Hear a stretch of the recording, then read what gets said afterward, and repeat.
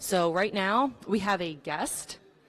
Okay, please introduce yourself. Tell us exactly what you're doing here and how excited you are for this election result. Yeah, I'm John Mooney, the founding editor of NJ Spotlight, and we're a nonprofit news site in New Jersey.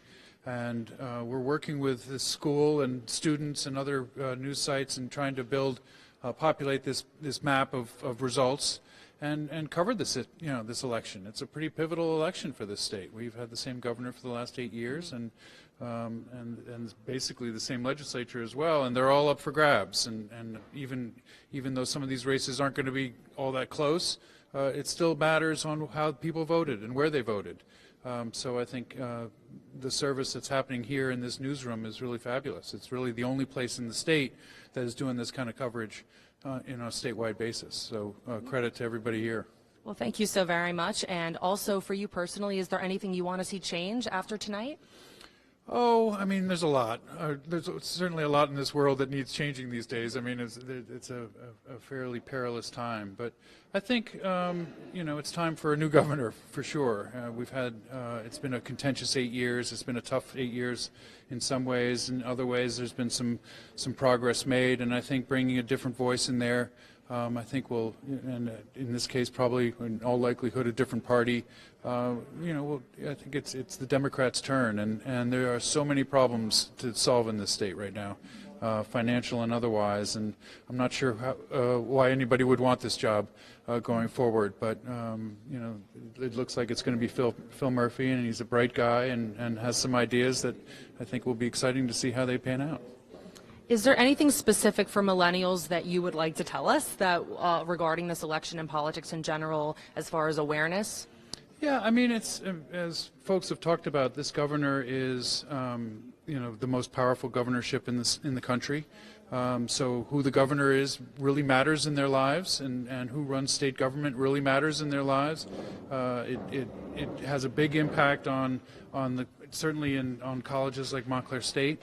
In terms of the aid they get, which in turn it has to be made up with tuition increases, the money they can spend on new buildings, the money they can spend on programs.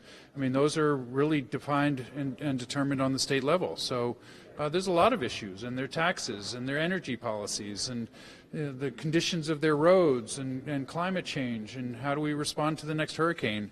I think that affects everybody. It's not just millennials, but the more folks can get involved in this, the more voice they have, and I think it's incumbent. This is look what's going on around this world, and if that doesn't affect you, I'm not sure what will.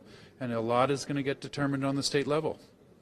Is there something specific, because we just had our presidential election last year, do you think it's impacted this election at all as far as people's opinions go on attention to politics? Yeah, I mean, it's certainly, I think more people are paying attention to national politics. I mean, that's true, and it may have drawn some of the attention actually away from the state race. It was never considered that close a race in the first place, and so I think that the fact that so much air is being taken up in Washington, D.C. right now, I think that sort of deflated some of the activity around the state race.